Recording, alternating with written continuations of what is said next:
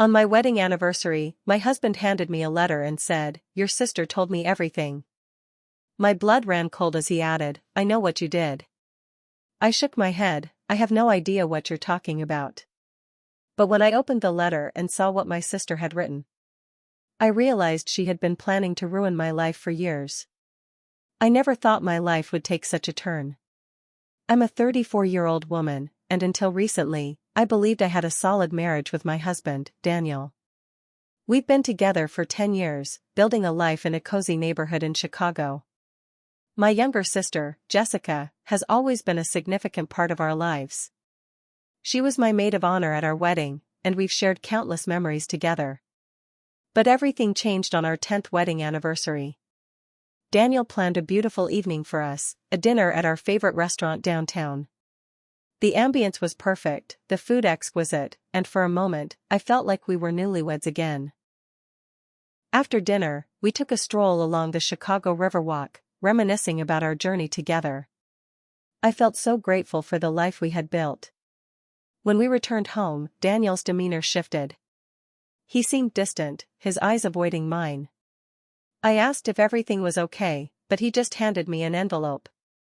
"Your sister told me everything," he said quietly. "I know what you did." Confused, I opened the envelope and found a letter from Jessica. In it, she detailed accusations of me having an affair with a coworker named Mark. She claimed to have seen us together on multiple occasions, even providing dates and locations. My heart raced as I read her words. I couldn't believe what I was seeing. "Daniel, this isn't true," I pleaded, looking up at him with tears in my eyes. I have no idea why Jessica would say these things. But Daniel's face was set in stone. She provided details, Sarah. Dates, places. How can I ignore that? I shook my head, trying to process everything. "I swear to you, I've never been unfaithful. Jessica is lying." The days that followed were a blur of arguments and tears. Daniel moved into the guest room, and the distance between us grew. I tried reaching out to Jessica, but she ignored my calls and messages. I couldn't understand why she would do this to me. Desperate for answers, I started digging into Jessica's life. I discovered that she had recently lost her job and was struggling financially. I also found out that she had a history of spreading lies about others, though I never imagined she would turn on me. I confronted her at her apartment. She opened the door, looking surprised to see me. "Why are you here?" she asked, crossing her arms. "Why did you lie to Daniel?" I demanded. "Why are you trying to ruin my marriage?" Jessica sighed, looking away. "I don't know what you're talking about." "Don't play dumb," I snapped. "You wrote that letter. You accused me of cheating." "Why?" She finally met my gaze, her eyes cold. "Maybe I was tired of always being in your shadow. Maybe I wanted you to feel what it's like to lose something." I was stunned. "Jessica, we're sisters. I would have helped you if you were struggling. Why didn't you come to me?" She shrugged. "I didn't want your pity. I wanted to see you fall." I left her apartment, feeling a mix of anger and sadness. I returned home to find Daniel packing a suitcase. "What are you doing?" I asked, panic rising in my chest. "I need some space," he said without looking at me. "I can't be here right now." "Daniel, please," I begged. Jessica admitted she lied. "She's jealous and wanted to hurt me." He paused, looking torn. "I don't know what to believe anymore, Sarah." He left that evening, and I was left alone in our home, the weight of Jessica's betrayal crushing me. I knew our marriage was hanging by a thread, and I didn't know if we could ever recover from this. I didn't sleep that night. I just kept staring at the ceiling, wondering how my own sister could do this to me. My mind was spinning. How long had she been planning this? Why now? And Daniel, how could he believe her without even talking to me first? 2 days went by. I didn't hear from him. Not a call. Not a text. I didn't even know where he was staying. I tried calling his office, but his assistant told me he took personal leave. That's when the paranoia kicked in. I started wondering, was there more going on than I thought? I decided to talk to Mark, the coworker Jessica accused me of cheating with. We'd worked together for almost 4 years, and I always considered him a friend. He was married too, with a toddler and another on the way. I caught him in the hospital cafeteria, where we usually grabbed coffee. "Hey, Mark, I need to talk to you." "It's serious," I said. He looked concerned and followed me to an empty bench outside. When I told him what was in the letter Jessica gave Daniel, his face went pale. "Jesus, Sarah. That's insane. We've never, what the hell is she talking about?" "I know," I said, my voice cracking. "But Daniel believes her." Mark shook his head. "She's nuts. I barely even talked to her." "Has she said stuff about me before?" That's when it hit me. Jessica had met Mark once. It was at the hospital's Christmas party last year. She came with me since Daniel had the flu. She talked to Mark for a while, longer than I remembered. They laughed about something, and I didn't think much of it. But now I remembered, after that party, Jessica made a weird comment. "Mark seems like your type," she said with a smirk. I'd laughed it off at the time. Now it felt sinister. I thanked Mark and left, more confused than ever. I couldn't figure out her angle. What did she gain from this? That night, I finally got a text from Daniel. "We need to talk. Tomorrow. Noon. At the lakefront, our usual spot." My heart dropped. We hadn't been there since our 5th anniversary. It was where he proposed. The next day, I got there early. I sat on the same bench overlooking Lake Michigan, watching the wind ripple across the water. He arrived 10 minutes late, looking exhausted. We sat in silence for a while before he finally spoke. I saw Jessica again. My stomach clenched. "When?" "Yesterday. She came to my office." "What?" "She had more pictures this time." I stared at him. "Pictures?" He reached into his coat and pulled out a small envelope. Inside were 3 photos. One showed me walking with Mark outside the hospital. Another was of us sitting at a cafe across the street. The third was blurry but looked like I was leaning in close, like a kiss. But I remembered that day. We were talking about a patient's family and I had leaned in to hear him better because the place was loud. That's all. "Daniel, these are taken out of context. You know me. You know I wouldn't," he cut me off. "I want to believe you. I really do. But this, it's a lot. Daniel, she's stalking me. Don't you see that? She's obsessed with tearing us apart." He didn't respond. He just stared out at the lake, like he was trying to find an answer in the water. "I hired someone," he said suddenly. "What?" "A private investigator. I needed to know the truth. He's been watching you for the past 2 weeks." I was speechless. He didn't trust me enough to just ask. He had me follow. "Did he find anything?" I asked, my voice barely a whisper. Daniel pulled out his phone and handed it to me. There was a video. I pressed play. It showed me leaving work, going to the grocery store, then home. Another clip showed me feeding our neighbor's cat while they were out of town. Another showed me at the gym. That was it. No affair. Nothing suspicious. "Just your normal routine," he said. I looked at him, hurt and relieved, mixing in a sick knot in my stomach. "So now you believe me?" He nodded slowly. "Yeah. But that's not the only thing he found." He pulled up another video. This time, it was Jessica. She was in a car, parked outside my work. She was taking pictures. Another video showed her entering Daniel's office building the day she dropped off the letter. She had a man with her. Daniel paused the video and zoomed in on the guy's face. "Recognize him?" I leaned in. He looked familiar, but I couldn't place him. That's Kyle. Her ex-boyfriend. The one she swore was stalking her last year. Turns out, she's been seeing him again, and he helped her take the pictures. My blood ran cold. Jessica had faked being stalked, then used the same guy to stalk me. Daniel looked at me, his face heavy with guilt. I messed up, Sarah. I should have trusted you. I didn't respond. I couldn't. I was too stunned by how far Jessica had gone. But there's something else, he added. Of course there was. My PI looked into her finances. She's deep in debt. Credit cards, payday loans.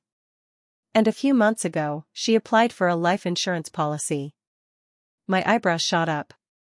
On who? On you. What?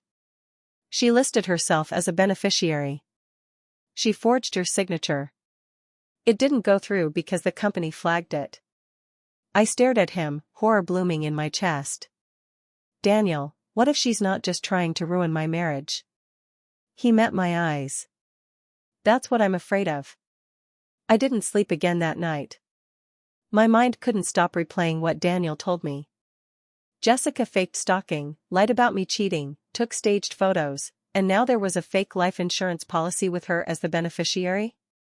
My own sister had turned into someone I didn't recognize. It wasn't just jealousy anymore, this was something darker. The next day, I went to the police with Daniel. We handed over the fake insurance documents, the photos, and the video footage from the private investigator. The officer who spoke to us took notes and said they'd look into it, but I could tell they didn't think it was urgent. After all, nothing violent had happened, yet. But something did happen that very night. At around 2 a.m., I woke up to the sound of glass breaking. I jumped out of bed and ran downstairs, heart pounding. A small garden rock had shattered our kitchen window.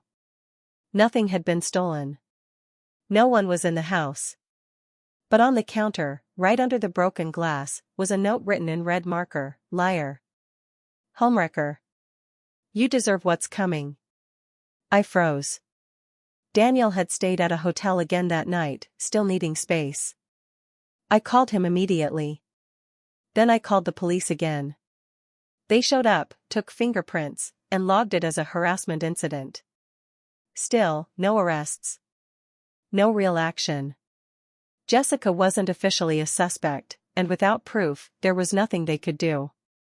The next morning, I drove to my parents' house in Evanston. My mom had always played peacemaker between us growing up, and maybe, just maybe, she could talk to Jessica and make her stop this madness. But when I got there, I was the one who got blindsided. Mom opened the door with a stern look on her face. Sarah, we need to talk. I followed her into the kitchen, where Jessica was already sitting, arms folded like she was ready for a showdown. Why is she here? I asked, my voice shaking. Because she told me everything, Mom said. I looked at Jessica, who had the fakest look of concern on her face. She said you were having a breakdown, my mom continued. She told me you've been lying to everyone, sneaking around, and now accusing her of things she didn't do. She said you're unstable, Sarah. I felt like someone punched me in the gut. Are you serious? Jessica leaned forward, voice soft like a therapist. We're just worried about you, Sarah. You've been under a lot of stress. Maybe you imagined some of it. Imagined? Are you kidding me? You forged documents. You sent fake photos to my husband. You had me followed, Jessica cut me off, standing now. No, you had me followed, remember? Daniel told me everything. You had a PI tailing me. You're the one spying on your own family. My mom gasped. Is that true? I had no choice.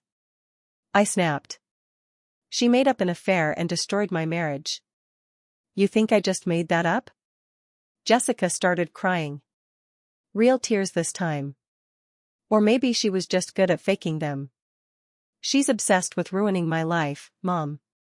Ever since we were kids, she always had to be better. The job, the husband, the perfect house. And now she wants to destroy me for no reason. I stormed out. I couldn't sit there and listen to her rewrite my whole life. I felt like I was losing my grip on reality. She was turning everyone against me. And then, things got worse. Later that week, I got called into HR at work. Apparently, someone had submitted an anonymous tip claiming I had been stealing medication from the hospital pharmacy. They said I was unstable, had a substance issue, and should be investigated immediately. I was suspended pending review. I knew exactly who it was. The timing was too perfect. Jessica was trying to take everything away from me, my marriage, my family, now my job. But the real twist came a few days later. I got a knock on the door late in the evening. It was a woman I didn't recognize, mid-40s, sharp blue eyes, leather jacket, confident. She introduced herself as Amanda. "Are you Jessica's sister?" she asked. "Yeah, who are you?" "I'm her ex's ex, Kyle's other ex. I saw your post online, and I think you need to know something." She stepped inside and pulled out a small voice recorder from her pocket.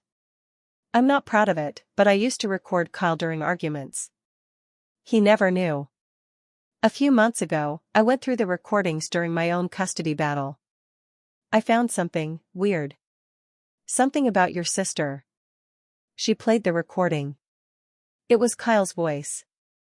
Jess said she just needs to push her sister over the edge, get her to snap. Then everything falls into place. The husband walks out, her license gets pulled, and boom. Jess gets to rescue the whole family. My knees went weak. Amanda paused the tape. She was planning this for a long time. You were the target. She wanted you to lose everything so she could be the one everyone turned to. But why would she tell Kyle? I asked. Amanda gave a dry laugh. She didn't. She thought he was too dumb to remember anything. But he bragged. He thought it was all hilarious. Especially how easy it was to manipulate your husband. I stared at her, heart pounding. Amanda pulled out a flash drive. I saved everything. Thought maybe you could use it. I took it, still in shock. As soon as she left, I called Daniel. This time, he answered on the first ring. "Daniel," I said, my voice shaking. "You need to hear something." I met Daniel that night at our house. I had the flash drive in my pocket, my hands shaking so badly I could barely hold it. He came in looking guarded, like he didn't know what to expect. I didn't say a word. I just plugged the drive into the laptop and hit play. Kyle's voice filled the room, scratchy but clear enough. Jess said she just needs to push her sister over the edge, get her to snap. Then everything falls into place. The husband walks out, her license gets pulled, and boom, Jess gets to rescue the whole family. Daniel didn't say anything for a long time. He just stared at the screen, lips parted slightly, like he couldn't process it. Then he whispered, "Jesus Christ." I looked at him, my voice bitter. "You believed her. You believed her over me." Daniel rubbed his face hard, like he wanted to rip his skin off. I didn't know what to think. Everything looked so real. The pictures. The letter. The window she broke herself. He flinched like I slapped him. "She wanted to destroy me, Daniel. And you handed her the matches." "I'm sorry," he said, his voice cracking. "I didn't know. I should have trusted you. I'm so sorry." But the thing is, apologies don't undo damage. Not when it's this deep. That weekend, we confronted her. Daniel set it up. Said we were all going to clear the air. Jessica showed up to our house, smiling like she hadn't tried to ruin my entire life. She brought muffins. Freaking muffins. The living room was quiet when she sat down. Daniel looked her dead in the eye. "We know everything," he said. Her smile barely flickered. "What do you mean?" Amanda was there too, sitting in the corner like some kind of justice ghost. She pulled out the recorder and played it. Jessica's face didn't change. Not at first. But her foot started tapping. Her fingers twitched in her lap. When it ended, Daniel asked, "Why?" Jessica finally snapped. "Because you were never supposed to have it all, Sarah. You were the golden child. The one who never made a mistake, the one Mom always bragged about. I was just the screw-up with no direction. You were my sister." I shouted. "I loved you." "No, you pitied me," she screamed back. "Everyone did. And I was sick of it." The room exploded. Amanda stood up, shouting that she should be arrested. Daniel just sat there, stunned. My mom, who had shown up halfway through because Amanda insisted she needed to hear the truth, burst into tears. Jessica finally broke down. Full sobbing. But even then, she blamed me. "You made it so easy," she said. "You were always so perfect. I wanted something for myself." For once. I didn't cry. I didn't scream. I just felt hollow. Like someone had scooped out the inside of me and left the shell. The police got involved after Amanda handed over the audio. Jessica was charged with fraud, harassment, and falsifying documents. There's still an investigation about the forged insurance papers. Her trial is set for next month. As for me and Daniel? We tried. We went to therapy. We talked about trust. We cried.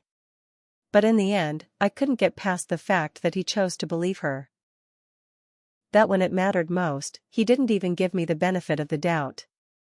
We filed for divorce 2 months later. It was quiet. No yelling. Just papers and silence. Jessica sent a letter from jail. It was handwritten, 4 pages long. I didn't read it. I don't need her words anymore. I changed jobs. Moved out of our house. Got a smaller place with a view of the lake. Some mornings I stare at the water and wonder if any of it could have gone differently. Maybe if I'd noticed the signs. Maybe if Daniel had asked more questions. Maybe if Jessica had just asked for help instead of setting everything on fire. But here's what I know now, not everyone who smiles at you is on your side. Sometimes, the deepest wounds come from the people standing closest to you. And trust? Once it's broken, even if it's fixed, the cracks still show. I'm not sure I'm okay yet. But I'm learning.